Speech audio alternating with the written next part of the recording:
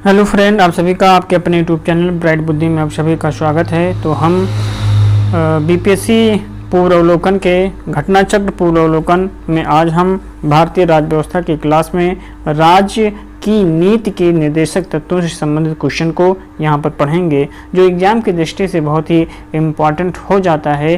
BPSC पूर्वावलोकन की book जो है घटना चक्र के पूर्वावलोकन की बुक बहुत महत्वपूर्ण हो जाती है। आप इसे बार बार रिवीजन कर सकते हैं और तैयारी भी, जिससे कि आप जितना ज़्यादा पढ़ेंगे उतने ज़्यादा क्वेश्चनों की रिपीटेशन होगी और आप कभी भूलेंगे नहीं। चलिए, आज पहला क्वेश्चन है कि कल्याणकारी राज्य की संकल्पना का समावेश भारत के संविधान में है। तो ये किस में है? कल्याणकारी राज्य की, जब राज्य की संकल्पना के बारे में बात होगी तो ये पहला ऑप्शन ही सही होगा। राज्य के नीति निर्देशक तत्व हैं। राज्य के नीति निर्देशक तत्वों में कल्याणकारी राज्य की संकल्पना का समावेश भारत के संविधान में है, अर्थात ऑप्शन ए सही है। अगला क्वेश्चन है कि कल्याणकारी राज्य की मतलब कि उसी का एक्सप्लेनेशन अगर देखा जाए तो कल्याणकारी राज्य की संकल्पना का समावेश भारतीय विज्ञान में राज्य के नीति निर्देशक तत्वों में किया गया है। ये संविधान में भाग 4 के तहत अनुच्छेद 36 से लेकर 51 के अंतर्गत शामिल किए गए हैं। भारतीय संविधान की प्रस्तावना राज्य व्यवस्था के उद्देश्यों का उल्लेख करती है कि राज्य अपने नागरिकों को सामाजिक, आर्थिक एवं राजनीतिक न्याय, विचार, अभिव्यक्ति, विश्वास, धर्म, उपासना की स्वतंत्रता, प्रतिष्ठा एवं अवसर की समता उपलब्ध कराएगा, जो कि एक कल्याणकारी राज्य के आदर्श का प्रतीक है।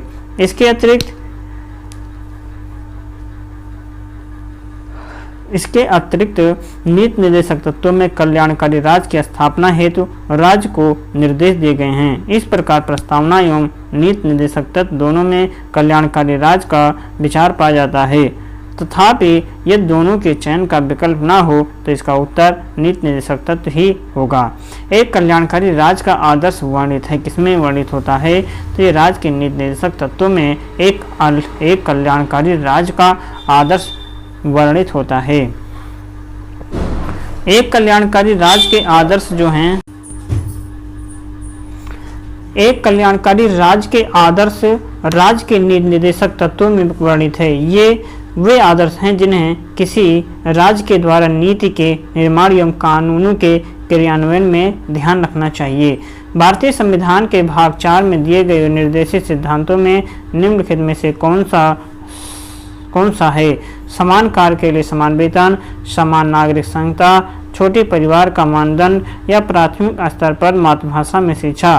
तो इसमें से कौन सा सही है? अर्थात इसमें बी ऑप्शन 1 और 2 नंबर सही होगा। 1 नंबर अर्थात समान कार्य के लिए समान वेतन होगा और दूसरा सही है समान नागरिक संहिता, अर्थात ऑप्शन इसमें बी सही है। भारतीय संविधान के भाग 4 में दिए गए निर्देशित सिद्धांतों में अनुच्छेद 39 घ पुरुषों और स्त्रियों दोनों को समान कार्य के लिए समान वेतन, अनुच्छेद 44 में नागरिकों के लिए एक समान नागरिक संहिता सूचीबद्ध है, जबकि अनुच्छेद 350 का के प्राथमिक स्तर पर मातृभाषा में शिक्षा देने का विशेष निर्देश देता है। हालांकि ये भाग 4 में उल्लेखित नहीं है, इसका प्रभाव भी निर्देशक तत्व जैसा ही है और यह राज्य पर बाध्यकारी नहीं है। राज्य के नीति निर्देशक सिद्धांत किस प्रकार मौलिक अधिकारों से भिन्न है? राज्य के नीति निर्देशक सिद्धांत किस प्रकार मौलिक अधिकारों से भिन्न है? तो इसका उत्तर है नीति निर्देशक सिद्धांत परिवर्तनीय नहीं है, जबकि मौलिक अधिकार परिवर्तनीय है। राज्य के नीति निर्देशक सिद्धांत मौलिक अधिकारों से भिन्न है क्योंकि निर्देशक सिद्धांत परिवर्तनीय नहीं है, जबकि मौलिक अधिकार न्यायालय के द्वारा परिवर्तनीय है। निर्देशक सिद्धांत संविधान के भाग 4 में वर्णित है और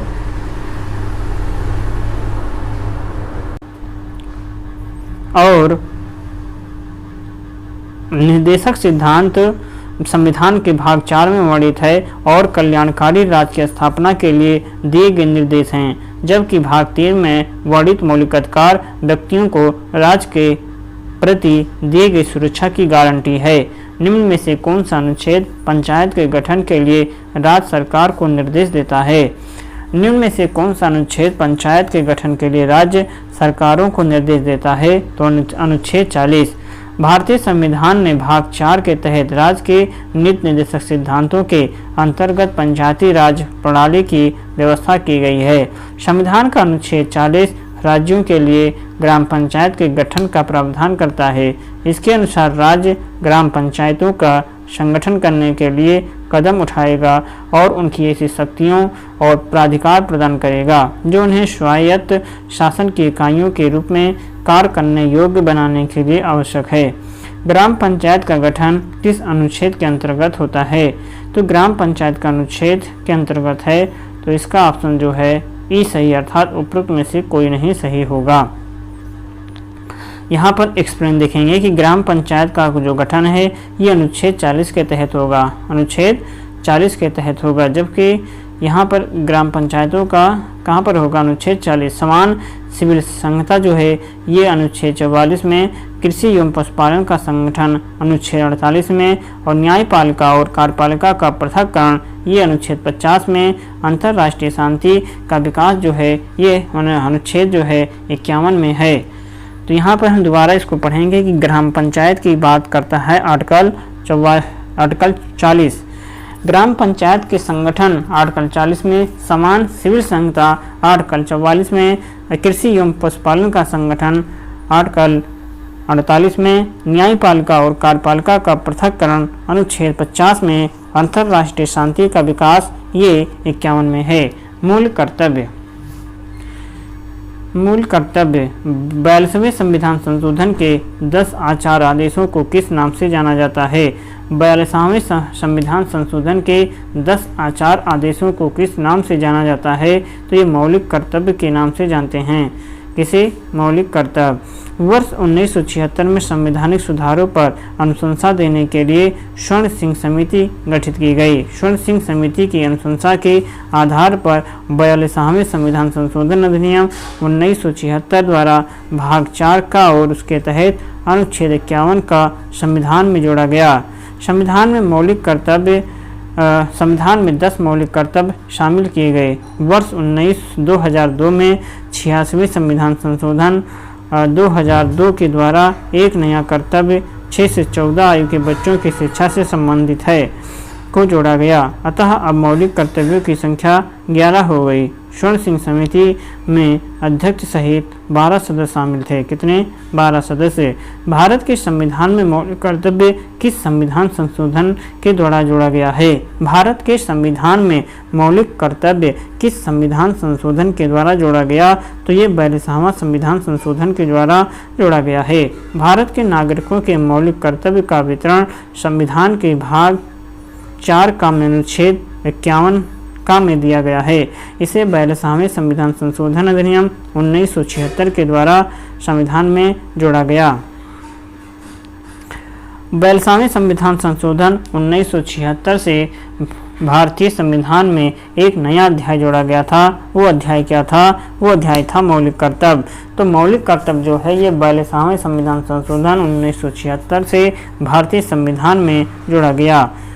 मौलिक कर्तव्यों को निर्धारित किया गया है। तो मौलिक कर्तव्यों को निर्धारित किया गया है 42वें संविधान संशोधन के द्वारा। निम्नलिखित में से भारत में मौलिक कर्तव्य कौन सा है? निम्नलिखित में से भारत में मौलिक कर्तव्य कौन सा है? हमारी मिलीजुली संस्कृति की समृद्ध विरासत को संरक्षित करना ये मौलिक कर्तव्य के अंतर्गत आता है। हमारी मिलीजुली संस्कृति समृद्ध विरासत को संरक्षित करना मौलिक कर्तव्य है। ये अनुच्छेद 51 का चा में इस प्रकार शामिल किया गया। हमारी सामाजिक सांस्कृतिक और गौरवशाली परंपरा का महत्व समझें और उसका परीक्षण करें। राष्ट्रपति। भारत का कार्यपालिका का अध्यक्ष कौन होता है? भारत का कार्यपालिका का अध्यक्ष कौन है? तो ये राष्ट्रपति है। भारत के कार्यपालिका का अध्यक्ष राष्ट्रपति होता है। अनुच्छेद 53 के अनुसार संघ की कार्यपालिका शक्ति राष्ट्रपति में निहित होगी, जिसका प्रयोग वो इस संविधान के अनुसार स्वयं या अपने अधीनस्थ अधिकारियों के द्वारा करेगा। इस प्रकार भारतीय संघ का कार्यपालिका अध्यक्ष राष्ट्रपति होता है। संविधान के द्वारा केंद्रीय सरकार की कार्यपालिका शक्ति निहित की गई। संविधान के द्वारा केंद्रीय सरकार की कार्यपालिका की शक्ति निहित की गई है, तो ये राष्ट्रपति में निहित किया गया है। राष्ट्रपति क्या है? संसद का हिस्सा होता है। राष्ट्रपति ये संसद का हिस्सा होता है। भारत का राष्ट्रपति लोकसभा राज्यसभा के एक साथ मिलकर संसद का निर्माण करता है। इस प्रकार वो संसद का अभिन्न अंग है। गौरतलब है कि सरकार की संसदीय व्यवस्था में कार्यपालिका अपनी नीतियों एवं कार्यों के लिए विधायिका के प्रति उत्तरदायी होती है। संसदीय सरकार को कैबिनेट सरकार या उत्तरदायी सरकार या सरकार का वेस्टमिंस्टर मॉडल भी कहा जाता है। भारतवर्ष की रक्षा बल के सुप्रीम कमांडर होते हैं। भारतवर्ष की रक्षा बल के सुप्रीम कमांडर कौन होते हैं? तो ये भारत के राष्ट्रपति होते हैं।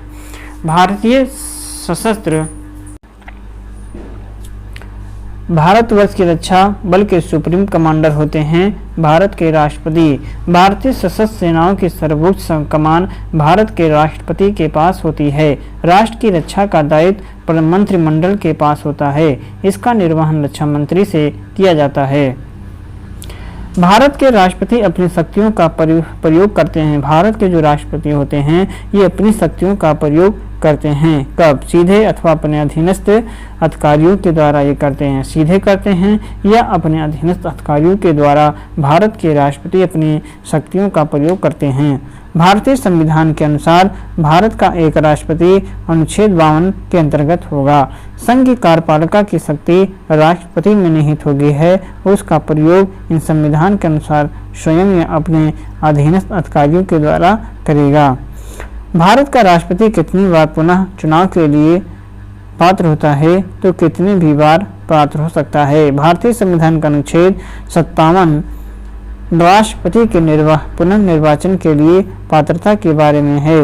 इसके अनुसार कोई व्यक्ति जो राष्ट्रपति के रूप में पद धारण करता है या कर चुका है, इस संविधान के अन्य संबंधों के अधीनस्थ रहते हुए उस पद के लिए पुनर्निर्वाचन का पात्र होगा। इस प्रकार भारत का राष्ट्रपति कितने भी बार पुनः चुनाव के लिए पात्र होता है।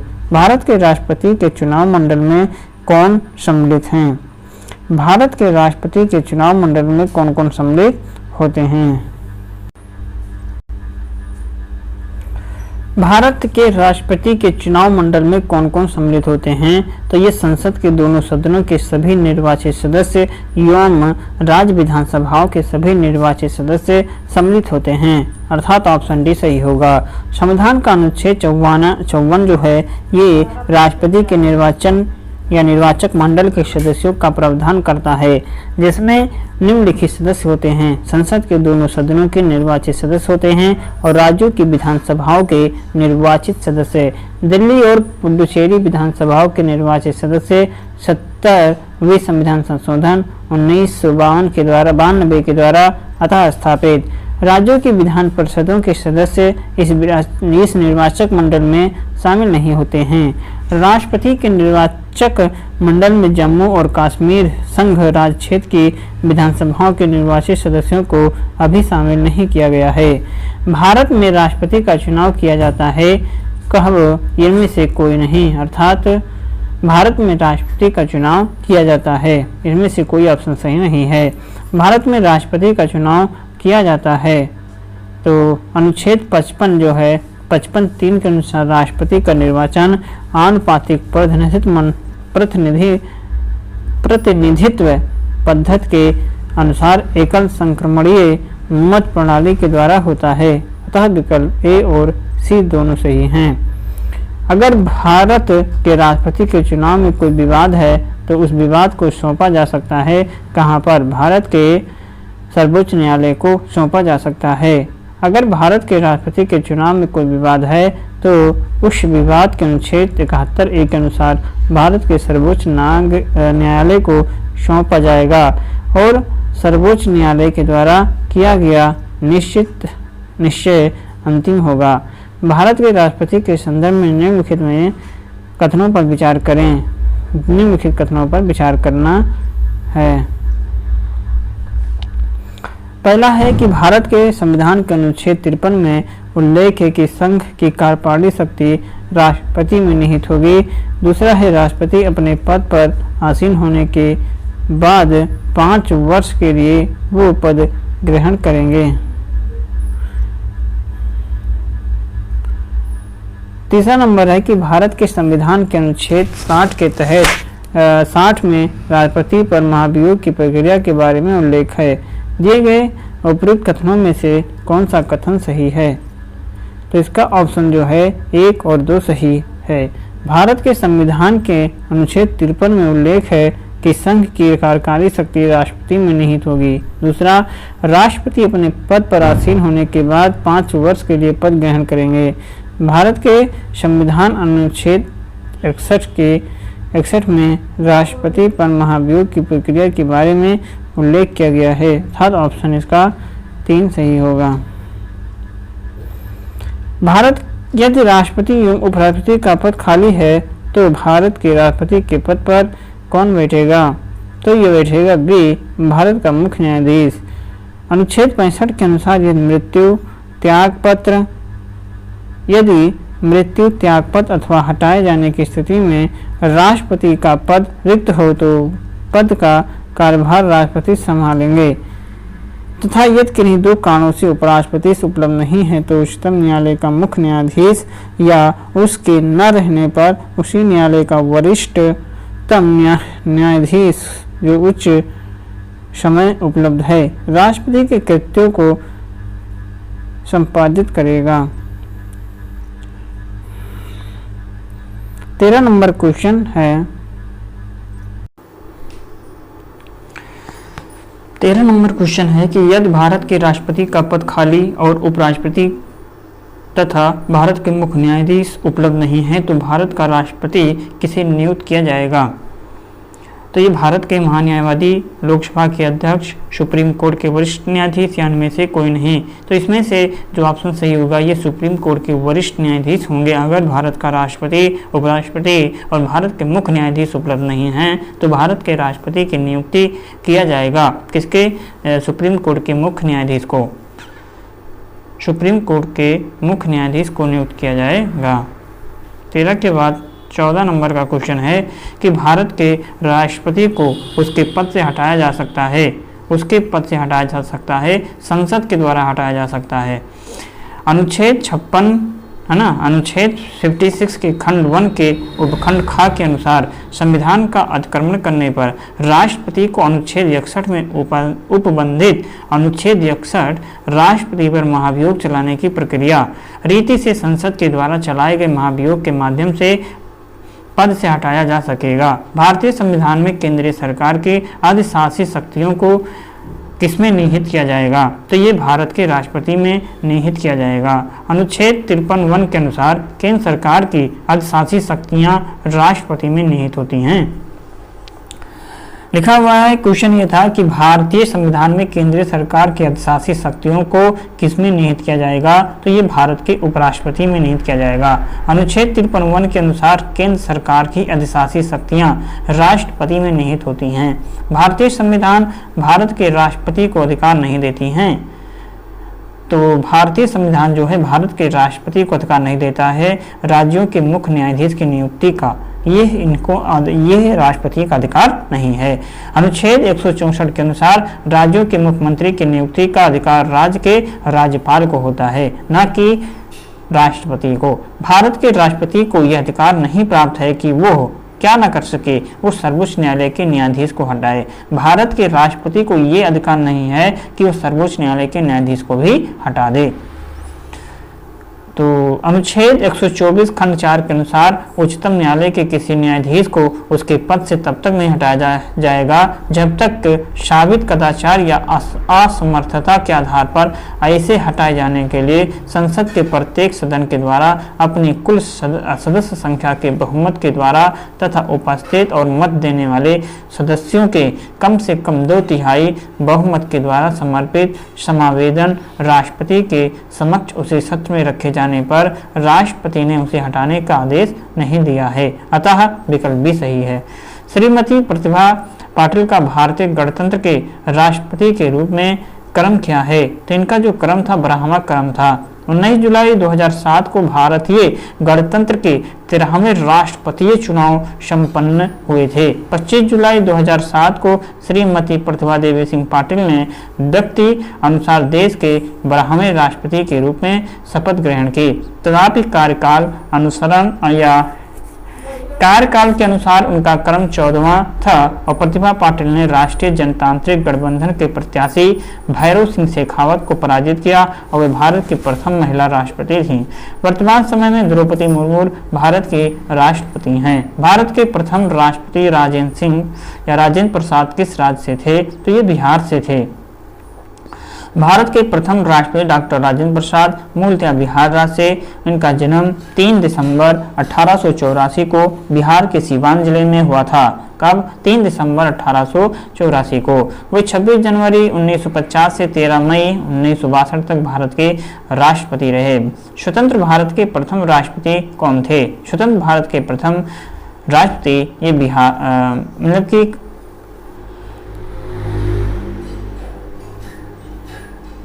तो भारत के प्रथम राष्ट्रपति अगर देखा जाए तो डॉक्टर राजेंद्र प्रसाद थे और वो कहाँ से थे? बिहार से थे। स्वतंत्र भारत के प्रथम राष्ट्रपति डॉक्टर राजेंद्र प्रसाद बिहार के थे और वो संविधान सभा के अध्यक्ष भी थे।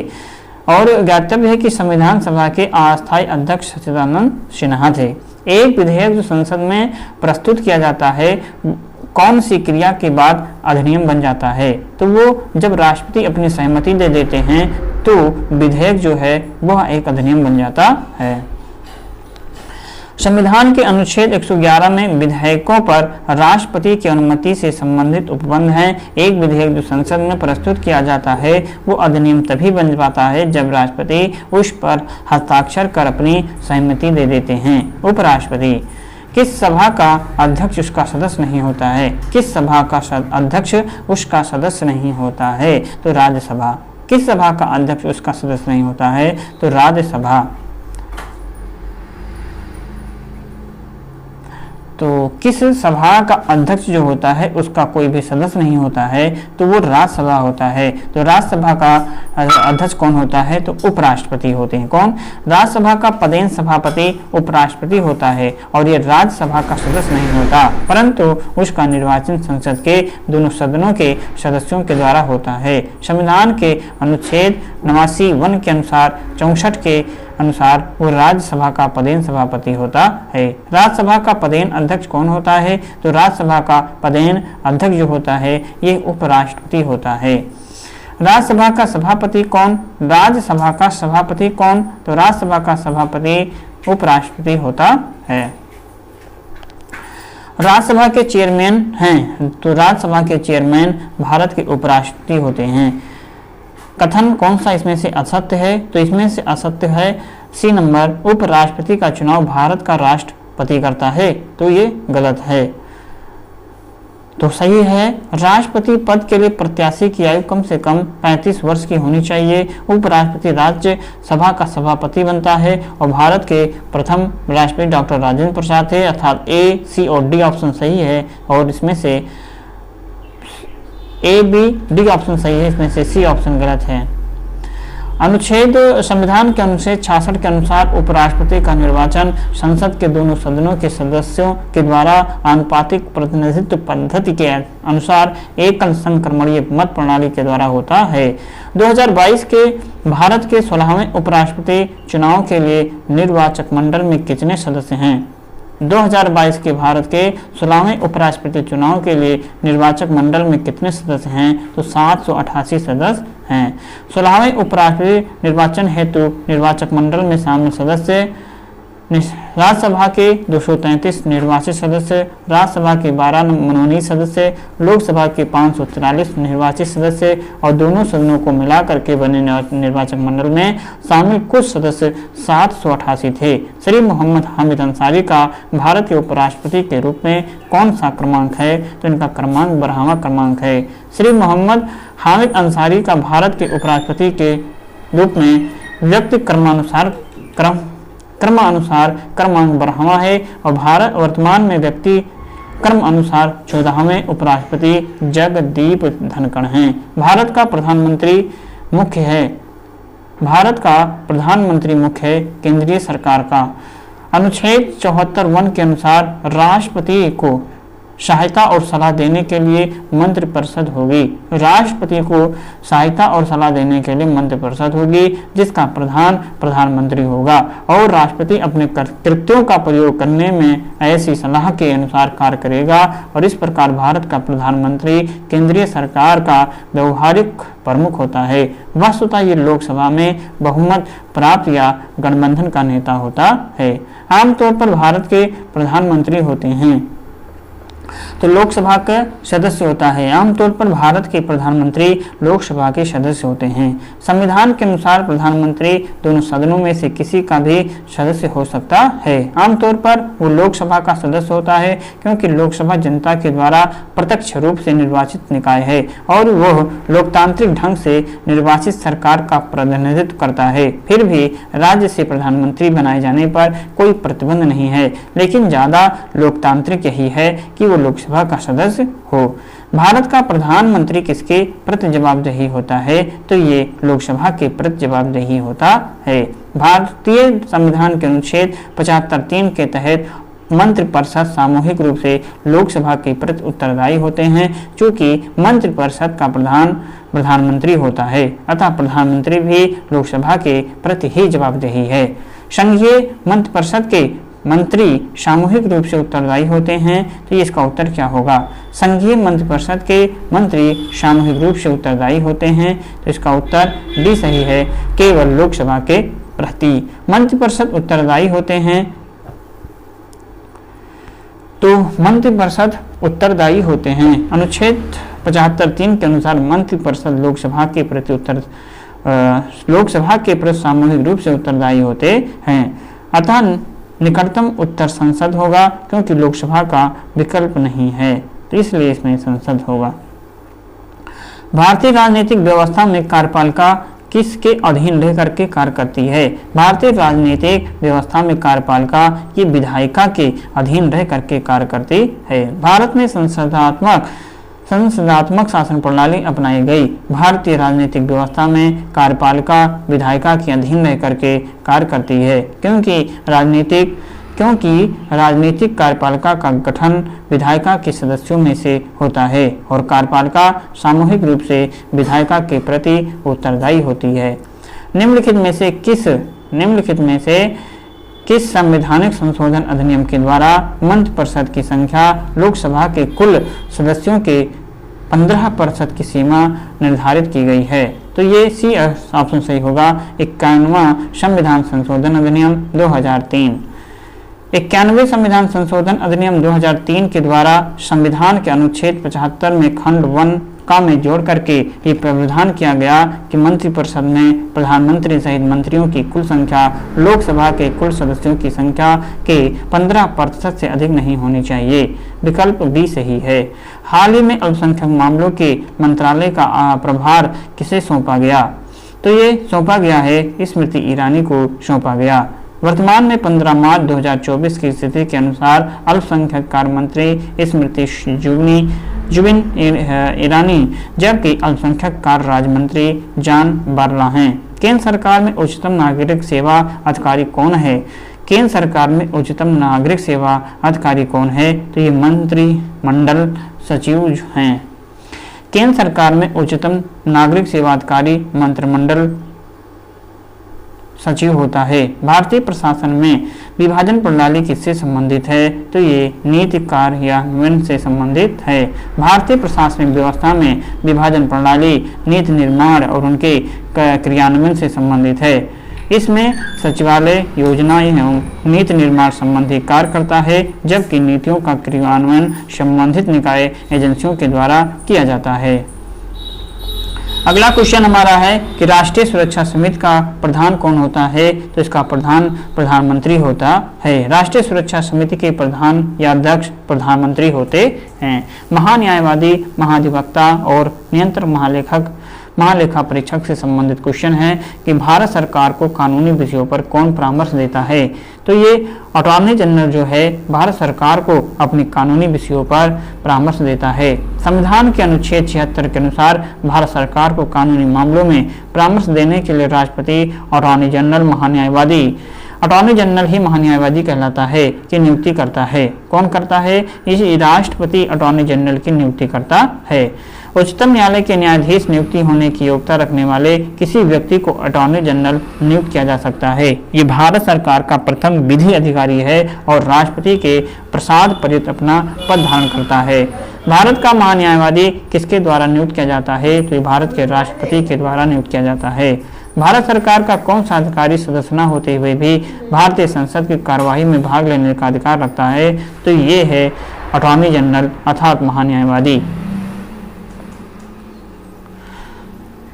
महान्यायवादी एक गैर सदस्य के रूप में संसद की कार्यवाही में महान्यायवादी भाग ले सकता है। चूंकि प्रश्न विकल्प में उपराष्ट्रपति भी है और वो भी संसद का सदस्य नहीं होता है, इसीलिए यहाँ उपराष्ट्रपति भी उत्तर हो सकता है। हालांकि उपराष्ट्रपति को राज्यसभा के सभा के पद से हटाने का प्रस्ताव सदन में विचारणीय हो तो उस समय उपराष्ट्रपति राज्यसभा का पदेन सभापति नहीं रहता। इस दौरान वो सदन का एक हिस्सा होता है और इस संदर्भ में वो सदन में अपनी बात रख सकता है। यदि संसद के दोनों सदनों में से किसी भी सदन की कार्यवाही में भाग लेने की बात हो तो वह उत्तर महान्यायवादी ही होगा, क्योंकि उपराष्ट्रपति भागीदारी राज्यसभा में ही होती है। साथ ही प्रश्न में भारत सरकार का अधिकारी शब्द प्रयुक्त हुआ है, जबकि उपराष्ट्रपति राष्ट्र का उप प्रमुख और राज्यसभा का पदेन सभापति होता है। समझौता इसी आधार पर बिहार लोक सेवा आयोग के द्वारा इस प्रश्न का आंसर 2 मान लिया गया। एक गैर सदस्य के रूप में संसद की किसी एक सदन की कार्यवाही में भाग ले सकता है, तो वो है महान्यायवादी अर्थात ए और सी। उत्तर क्या है? ए और सी, उपराष्ट्रपति और महान्यायवादी। वरीयता अनुक्रम भारत के वरीयता क्रम में निम्नलिखित में से कौन पहले आता है? तो सबसे पहले उपरोक्त में से कोई नहीं। अर्थात वरीयता क्रम देखा जाए केंद्र एवं राज्य सरकारों में विभिन्न पदाधिकारियों के रैंक एवं ऑर्डर से संबंधित है। इस संबंध में वर्तमान अधिसूचना 26 जुलाई 1979 को जारी की गई थी, जिसके अनुसार संघ लोक सेवा आयोग के अध्यक्ष यूपीएससी, मुख्य निर्वाचन आयोग सीईसी तथा भारत के नियंत्रक और महालेखा परीक्षा सीएजी को वरीयता क्रम में एक समान नवकाम में रखा गया, जबकि उच्च न्यायालय के मुख्य न्यायाधीश को अपने न्यायाधीश क्षेत्र में 14वें तथा उसके बाहर 17वें क्रम पर रखा गया। अर्थात विकल्प इनमें से ही सही है। निम्नलिखित में शब्दों को तार्किक और सार्थक क्रम में सजाना है, तो इसमें से 2 सी ऑप्शन ही सही है। सी का मतलब पहले राष्ट्रपति आएगा, फिर उपराष्ट्रपति आएगा, फिर चौथा नंबर सांसद आता है, फिर तीसरा आएगा अध्यक्ष, फिर प्रधानमंत्री। अर्थात भारतीय राजनीतिक प्रणाली में संविधान के अंतर्गत अधिकारियों के वरीयता क्रम के अनुसार राष्ट्रपति सर्वोच्च पद है, उसके बाद क्रमशः उपराष्ट्रपति, प्रधानमंत्री, अध्यक्ष होते हैं लोकसभा के तथा सांसद का क्रम आता है। अब हम सांसद के संबंधित प्रश्नों को बहुत ध्यानपूर्वक पढ़ेंगे, क्योंकि एग्जाम की दृष्टि से बहुत ही इंपॉर्टेंट है। तो हम ये संसद और लोकसभा से संबंधित क्वेश्चन को अगली क्लास में पढ़ते हैं। वीडियो अच्छा लगे तो लाइक, कमेंट, शेयर जरूर कीजिए, ये आपके लिए बहुत ही यूजफुल है। इसलिए आप इस प्लेलिस्ट के सारे वीडियो को घटना चक्र अवलोकन को आप बार बार देखें। जितना आप बार बार देखेंगे समझेंगे उतना ही आपका तैयार होगा। चलिए मिलते हैं अगली क्लास में, तब तक पढ़ते रहें, मस्त रहें। नमस्कार।